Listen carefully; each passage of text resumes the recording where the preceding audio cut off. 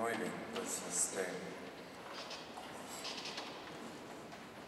ya tenemos una idea clara del conjunto de las cosas, circunstancias, personas, acontecimientos que rodean nuestra vida y que todas ellas vienen de la providencia de Dios, de la misericordia de Dios, que sabe bien lo que necesitamos y nos da la gracia para utilizar todas esas cosas. Y así es como nos mortificamos, así es como primero practicamos la mortificación. La segunda forma, y que se refiere a la mortificación interior, pues consiste al hecho de que cada uno de nosotros no solamente tiene unas circunstancias de vida concretas, sino que también tiene un temperamento concreto. Es decir, una forma de ser, de enfrentarse a la vida, de reaccionar frente a la vida o de ver la vida. Y ese temperamento, pues con ese temperamento nacimos. Y cada uno tiene el suyo. Para unos su temperamento es violento, para el otro es calmado, para el otro es imaginativo. Sí, cada uno tiene su manera de ser. Y cada temperamento pues tiene sus cosas positivas y sus cosas negativas, sus desórdenes. Sí, porque por ejemplo, por lo general las personas que son muy violentas son muy magnánimas. Las personas que son lentas tienen prudencia y cosas así. Cada temperamento tiene sus puntos negativos, sus propios puntos positivos. ¿Sí? Entonces, cada uno tiene los defectos propios de su propio temperamento. Entonces, todos necesitamos ver cuál es nuestro temperamento y vencer las cosas negativas de nuestro propio temperamento. No equivale a cambiar nuestro temperamento, ¿sí?, sino de vencer el temperamento. Por ejemplo, San Francisco Javier era de un temperamento ardentísimo y así siguió toda su vida, pero trabajó en su temperamento. Entonces, no es que él lo cambió, sino que lo venció. Entonces, vencer significa que lo tenemos sujeto a la voluntad en todo momento, que se ajuste a lo que Dios quiera, que uno tenga dominio de uno mismo, de modo que sus impulsos sean los que Dios quiere y sus pasividades sean las que Dios quiere, y así en todo lo demás. Entonces, por ejemplo, San Francisco de Sales pues era de temperamento colérico. Sin embargo, él venció las cosas negativas de su temperamento. Lo mismo San Ignacio o San Francisco Javier. Sí. Entonces, decía Santa Teresa de Jesús, en que cada uno ha de procurar ir a Dios por su camino. Y decía, es como quien tiene que hacer un viaje, ya sea por tierra o por mar. Si lo hace por tierra, pues unos van a pie y otros a caballo. Y si es por mar, pues cada quien va por su camino. El que está llamado, dice Santa Teresa, el que está llamado a ir por mar, pues va por un barco.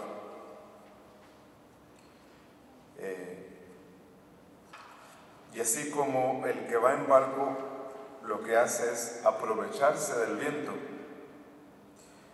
pues así ha de hacer el que tiene un temperamento determinado. Aprovecharse de su temperamento para ir a Dios. ¿Sí? Entonces, Dios nos conoce, sabe cuáles son nuestras debilidades, nuestras cualidades de ese temperamento que tenemos. Pero ese temperamento que tenemos es el vehículo, el camino para alcanzar a Dios. ¿Sí? Entonces, si nos ponemos delante de Dios, hacer un examen de conciencia de esto, veremos que muchos de los desórdenes que encontramos en nuestra vida vienen del temperamento no ordenado o no vencido. Es decir, que si mantiene su temperamento dominante, verá que han habido faltas de caridad, molestias para el prójimo, faltas de paciencia. Si es el temperamento condescendiente, pues va a ver que hay una serie de claudicaciones, de componendas, de compromisos no agradables a nuestro Señor. Y así veremos otras cosas. Entonces, el temperamento no se arregla solo con proponérselo. Sí, se vence con la lucha. Sí, entonces, lo ordinario pues es que uno conozca su temperamento y luche y caiga constantemente. Así se logra hasta que se alcance la victoria. Así se hace. Pero hay que resolverse a esta lucha constante. Es una lucha continua y difícil. ¿Sí? Entonces, porque si no se vence el temperamento, si no se arregla el temperamento, hay peligro de la propia salvación del alma. ¿Sí? Entonces, no permitir que el temperamento nos domine, sea el que sea, sino trabajar hasta que lo hayamos dominado y hasta que lo tengamos en nuestra mano. De eso es de lo que se trata. ¿Sí? Entonces, si ustedes han pensado que la vida cristiana de lo que se trata es de ayunar una semana, ¿verdad? O de un cilicio, de vestirse de ceniza, ¿verdad? Una cosa más simple y necesaria es el arreglar, el ordenar el propio temperamento. Porque puede incluso haber personas, y Santa Teresa corrigió a muchas de sus religiosas, que algunas de ellas se sintieron mal y se sintieron ofendidas por Santa Teresa, porque ella se reía de lo que algunas de sus religiosas hacían. ¿Sí? Entonces, eso es lo primero. Saber cuáles son el lado positivo, el lado negativo del propio temperamento y proponer vencer esa negatividad. Eso es lo primero. Y lo segundo, pues vencer la pasión dominante de cada uno de nosotros, que todos las tenemos. Aunque tenemos muchas pasiones en nuestras almas, hay una que es la que provoca el pecado más común que cometemos, o la pasión que nos domina en casi todas las circunstancias. Para unos puede ser la ira, para otros la sensualidad, para otros la soberbia, la envidia, tantas cosas. ¿Sí? Entonces, después de luchar contra el temperamento, pues hay que ver cuál es la pasión dominante de nuestra vida.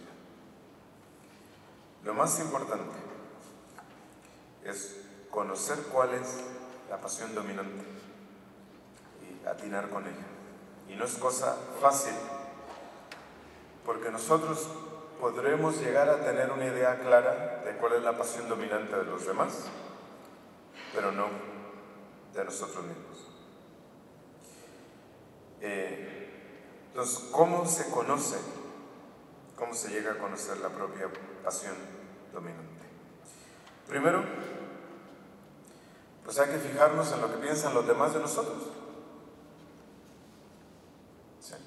Ahí entre el marido y la esposa, que nunca se quedan cortos, ¿verdad?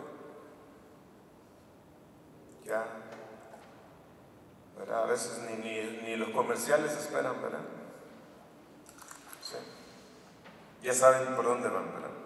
Entonces, lo que piensan de ustedes, los que los quieren mal, los que hablan de ustedes, por lo general, ellos dan siempre en el blanco de la pasión dominante que ustedes tienen. Entonces, no es posible que uno no se dé cuenta qué es lo que piensan de los demás de uno. Y si uno se da cuenta qué es lo que los demás piensan de uno, pues eso no es suficiente. Hay que agradecerlo y ponerse a trabajar en eso. Y ya. ¿Sí? Entonces, generalmente la gente nos retrata, ¿verdad?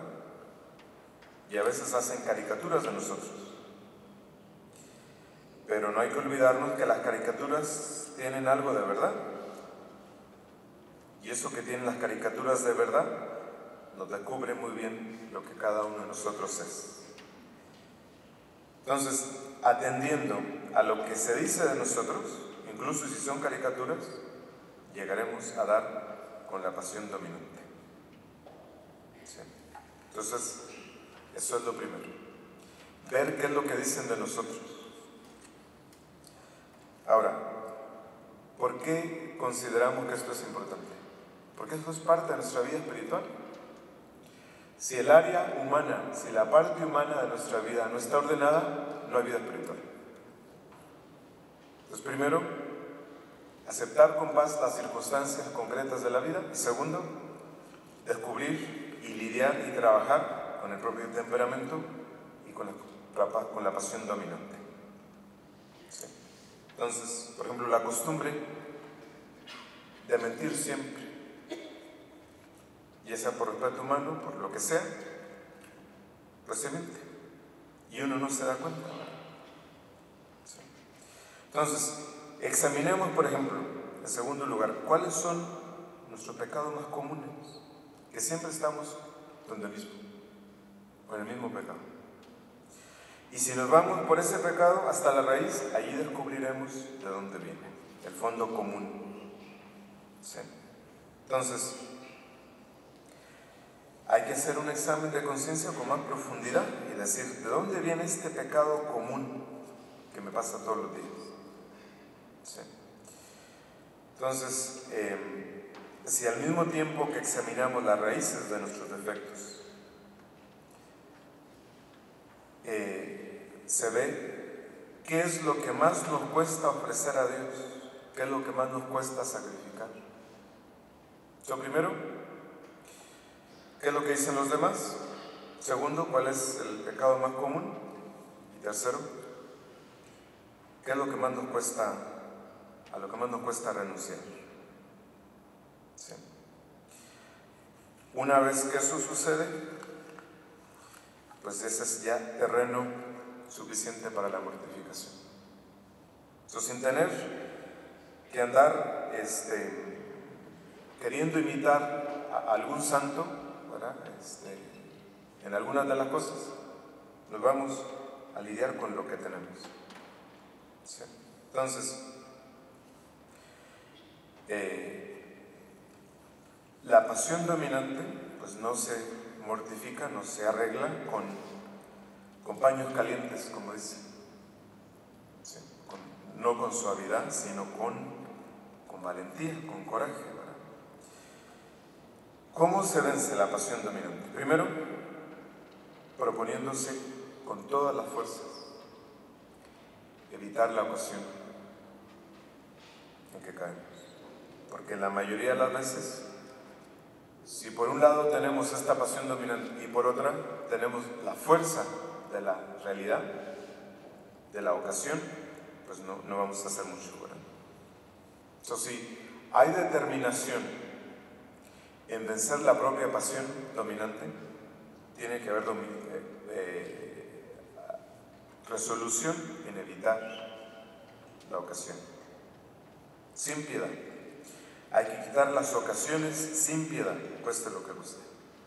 ¿Sí? Entonces, si tengo enemistad con una persona, pues hay que extremar la caridad con esa persona. ¿Sí? Si soy inconstante, hay que perseverar con ganas en lo que he determinado hacer. ¿Sí? Primero, para hacer eso. En segundo lugar, pues practicar la virtud contraria a la pasión. Primero, evitar la ocasión. Segundo, practicar la virtud contraria a esa pasión. ¿Sí? Entonces, por un lado, vencer el propio temperamento, vencer la pasión dominante. De ahí viene un campo muy amplio para el trabajo de todos los días, para el trabajo de la mortificación. ¿Sí? Así empezó San Juan de Dios, que él era muy vanidoso, egoísta. Entonces, y eso fue lo primero que le dijeron cuando iba a entrar a la orden. Y entonces, la única resolución que tuvo, pues fue hacerse pasar por loco. Y así salió a las calles para que todo el mundo se burlara de él y acabaron metiéndolo al manicomio, ¿verdad? Lo golpearon hasta que su director espiritual le dijo que ya había arreglado esa situación. Con esa misma determinación hemos nosotros de arreglarnos. ¿Sí? Si no hay seriedad y fuerza y determinación en componer el propio temperamento, en descubrir y luchar contra la propia pasión dominante, no hay seriedad en la vida espiritual. Y eso nos lo enseña pues San Juan Bautista, que lo acabamos de ver en la misa. ¿Sí? Entonces, dice su director espiritual de San Juan de Dios, después de haberlo visto a él, de todo lo que hizo, dice: un hombre que ha pisoteado así la soberbia es un hombre que está derecho al camino de la santidad. O tenemos el caso de San Juan Gualberto, que se encontró un día que él mismo se había dicho: el día que encuentre al asesino de mi hermano, allí en el acto, acabo con él. Pues se lo encontró. Y el asesino de su hermano iba desarmado y solo. Y sacó la espada para matarlo, ¿verdad? Y el otro le pidió, por amor a Jesucristo, que lo perdonara. Y lo venció. Lo perdonó. Sí. Entonces, ese acto único, primero, de perdón, fue lo que santificó a San Juan Gualberto. De modo que la mortificación puede llegar hasta ese extremo, hasta santificarnos. ¿Sí? Entonces, dejémonos de ver problemas en la casa. Dejémonos de decir que tenemos tantos problemas o tantas dificultades o tantas enfermedades. Veamos las cosas como son y veamos las cosas que tenemos y nombrémoslas como son, que esa es la realidad nuestra que Dios ha dispuesto que tengamos para santificarnos. La realidad del trabajo, la realidad de la cultura en la que vivimos, la realidad de los propios hijos, de la propia debilidad espiritual, de las propias enfermedades, de las propias dificultades, del temperamento, de la pasión dominante. Esa es nuestra realidad. Y con eso hay que trabajar, y con eso hay que santificarnos. ¿Qué hace la inmensa mayoría de la gente? Vive en esta ilusión, buscando pequeños remedios para ver cómo arregla esto, cómo arregla aquello, y luego se pone a leer las vidas de los santos, a ver cómo los puede imitar, pero en lo que debe trabajar nunca trabaja. ¿Sí? Entonces, hay que dejar de divagar y quedarse con teorías generales de la mortificación y hablar de penitencias que posiblemente nosotros ni necesitamos practicar ni van a suceder, ¿verdad? Es decir, no estamos aquí para cazar leones en los pasillos de la casa. Estamos aquí para lidiar con la realidad, con la que Dios nos da. ¿Y eso qué significa? Que para nosotros, para la inmensa mayoría de nosotros, la vida cristiana consiste, primero, en la mortificación del vencimiento propio, del propio temperamento, de la pasión dominante. Y ya. Con que hagamos eso, tendremos bastante para poner los cimientos inconmovibles de una vida interior y verdadera. Para ir a Jesucristo, que está por nosotros en la cruz, hay que abrazar esta cruz nuestra de la propia realidad, con coraje, con dulzura, con agradecimiento, por medio de la propia mortificación. Si eso hacemos, ya tenemos resuelta toda la vida. ¿Sí? Pero por ejemplo, imagínense, la gente se pone a escuchar la radio católica, ¿verdad? ¿Qué sacan de ahí? Ideas de aquí, ideas de allá. Personas que por lo general no tienen vida cristiana, que no se mortifican, que no son abnegadas, que les dan consejos a ustedes. Y la gente se emociona con esas cosas. Pues no. La gente se emocionó cuando se cayó Jenny Rivera del avión. Sí. No vivimos de ilusiones ni de emociones que salen ni en la radio ni en la televisión. Conformémonos con lo que tenemos. Trabajemos con lo que tenemos. Venzamos, ordenemos el mal que tenemos y ya. Lo demás está garantizado. Sí. Pero esto de andar escuchando predicadores que vienen de acá y de allá, haciéndose ricos, vendiendo libros, todas estas cosas, pérdida de tiempo. Imitamos a San Juan Bautista y a la Santísima Virgen, que se santificaron con las circunstancias que Dios les puso, no con unas circunstancias ilusorias, imaginativas de su imaginación, sino con lo concreto de su vida, con lo que Dios les dio. Entonces, pues hoy, ¿verdad? Hemos de reconocer con mucho agradecimiento, todo lo que Dios nos ha dado. Que Dios ha tenido con cada uno de ustedes, sin ninguna excepción, la mayor de las misericordias. La mayor de las misericordias. Que a ninguno de ustedes Dios los ha tratado como se merecen.